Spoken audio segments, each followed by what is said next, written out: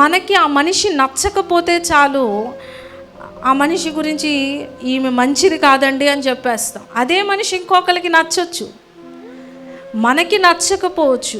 మనం ఏమనుకుంటామంటే, నేను గీసుకున్న బాక్స్లో ఆ మనిషి ఉంటేనే నాకు ఇష్టం.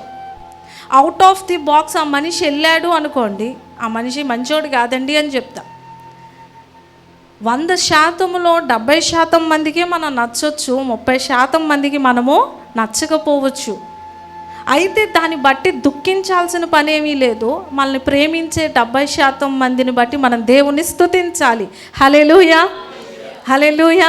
అందరినీ మెప్పించాల్సిన పని మనకి లేదు, అందరికీ నచ్చాల్సిన పని మనకి లేదు. మనము మంచి మార్గములో, సత్యమైన మార్గములో మనం ముందుకు సాగిపోతే చాలు.